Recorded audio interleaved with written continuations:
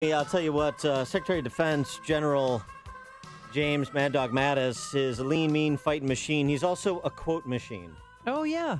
You'll remember some of his famous offerings, like, I'm paraphrasing here, but be polite to everyone you meet, but have a plan to kill everyone you meet. This is his advice to soldiers in theater. Mm-hmm. Okay. And he had another good one yesterday with John Dickerson this from is CBS. on Face the Nation. Oh, yeah. Listen to this. What keeps you awake at night? Nothing. I keep other people awake at night. When James Mattis was born, he drove his mom home from the hospital. Oh, that's great. I mean, you got to love him and respect him. Mad Dog. Love him. James Mattis doesn't worry about high gas prices. His vehicles run on fear. I mean, it really, he is like a Chuck Norris meme come to life.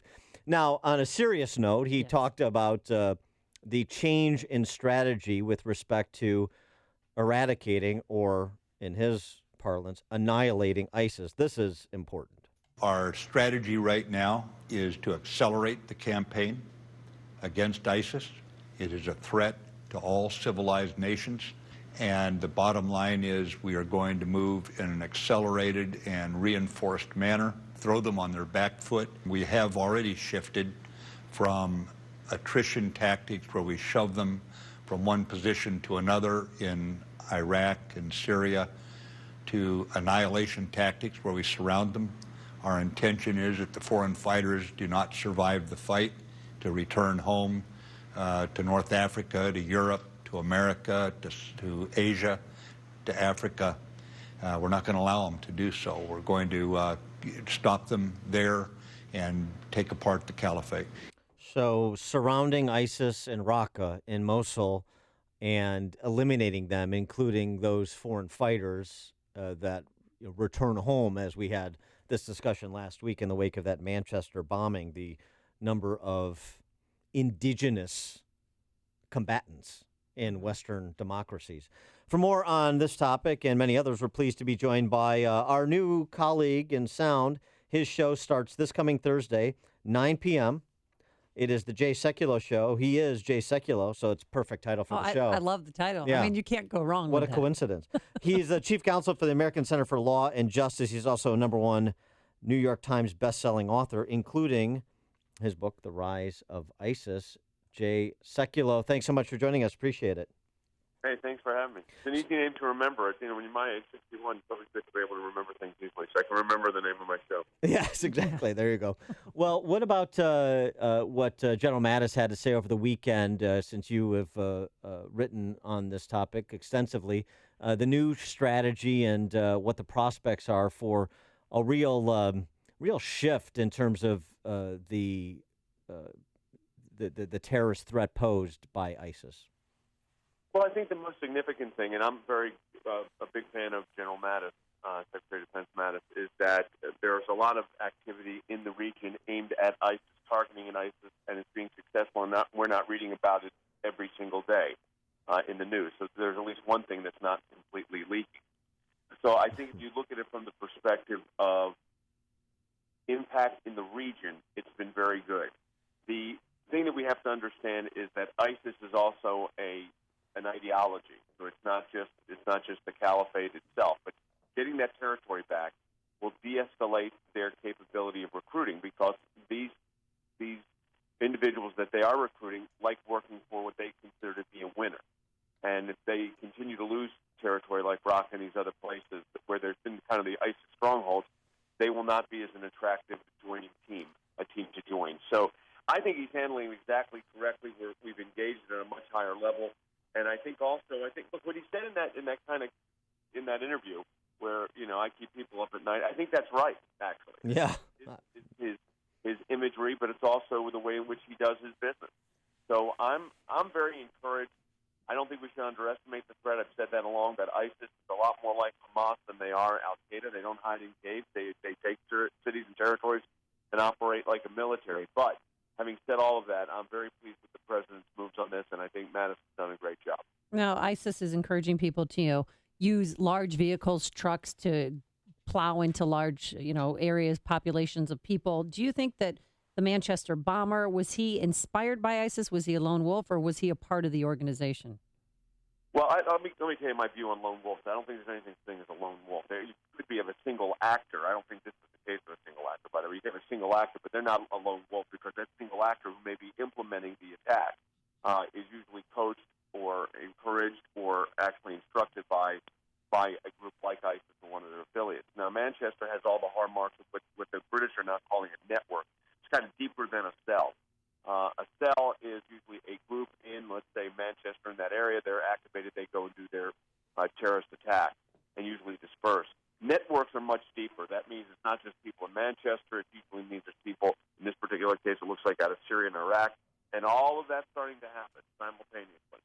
And so you had in Manchester, and the size of the explosive device to take out that many people and cause that much injury from one device is a very powerful weapon. So I think that Manchester is symptomatic of ISIS move. ISIS does not operate with lone wolves, although they will authorize individuals to take action, whether it's utilizing a vehicle, whether it's utilizing an explosive device, whatever it might be, a knife for that matter. We've seen that. But again, I don't like the lone wolf theory because I don't think any of these guys operate as lone wolves. What about the ongoing Christian genocide in the Middle East? It's been so declared in Syria and Iraq over the weekend. 28 Coptic Christians were slaughtered in Cairo. Is there more that the U.S. could be doing to prevent that genocide? Well, I think this is an international obligation. We've called upon the United Nations to actually enforce the genocide treaty. They've been very reluctant to do it. And why is that? Because the Organization of the Islamic Conference doesn't want to move on this.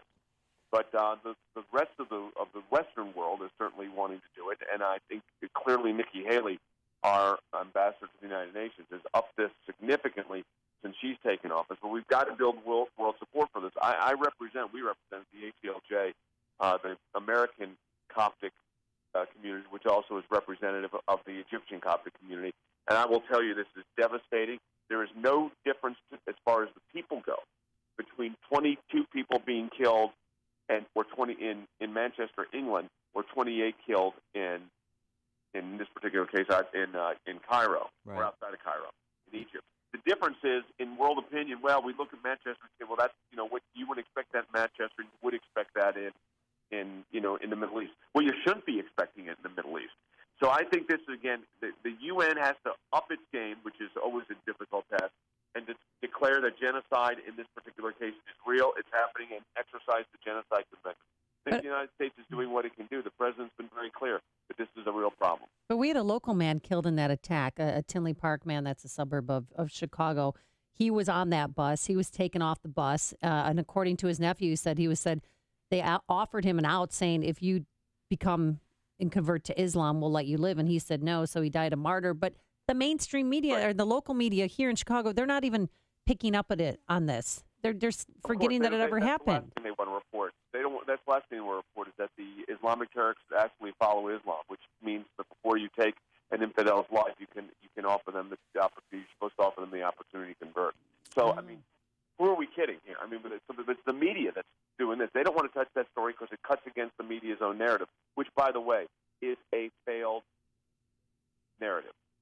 Yeah, and I mean, this was a repeat of that shooting at that community college in Oregon, where a young person, a college student, was asked the same, was given the same ultimatum, wouldn't convert and or wouldn't renounce Christ, and he was murdered as well. And that was an underreported story, a portion of that story, of that shooting as well. So it's not even local to Chicago, but it does show you how kind of local regional media is very much of the same disposition as the D.C. press corps in these matters. Yeah, and what they're doing is they're the proverbial head in the sand. I mean, this is what's going on in reality, and they're living in the world that they want it to be, not the world as it is. Yeah, and especially, it's our broadcast. I mean, it's the president calls it fake news. It's worse than fake news. It's false news. I mean, they're giving a narrative that does not exist. Like I said, it's the world they want it to be, not the world as it actually is. What your opinion, again, Chief Counsel of the American Center for Law and Justice, your opinion on where Trump's executive order on immigration, the temporary travel ban, how that is adjudicated by the Supreme Court now that it's been Well, it's going to move. I leveled mean, up. it moves to that stage very quickly. I read the entire Fourth Circuit opinion again over the weekend, and I will tell you the majority opinion is absurd. If that's the way the law is, that means a judge can make it up because there was existing Supreme Court precedent that they tried to distinguish but was indistinguishable. Take that point, add to it the dissent that was excellent. I think this is going to go to, obviously, to the Supreme Court is going to hear the case. We're filing a brief in the case. I'm going to be very clear about that. We're engaging that case. Having said that, it's a closely divided Supreme Court. I think we carry the day, and I think we win. But I'm going to be meeting with the president this week. I'm sure I'm going to be talking about this. That's for sure.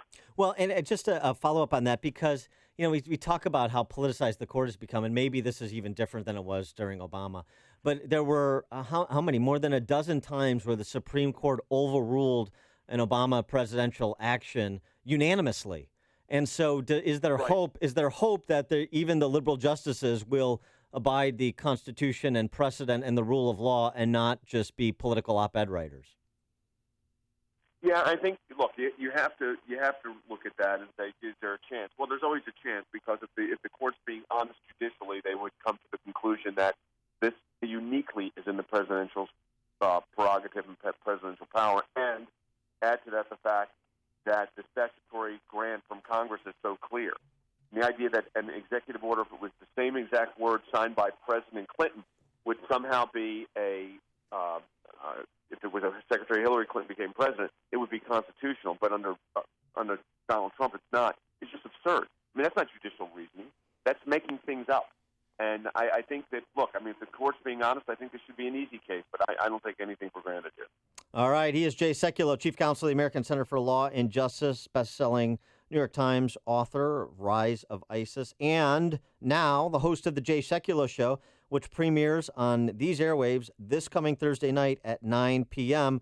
Jay, happy to have you on board. Thanks so much for joining us. Appreciate it. Hey, looking forward to working with you all.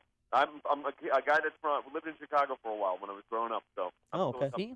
All right. We made him the man that he is today. That's exactly right. Thanks, Jay. There you go. Appreciate it. All right. Talk to you. Eddie joined us on our Turnkey.pro answer line.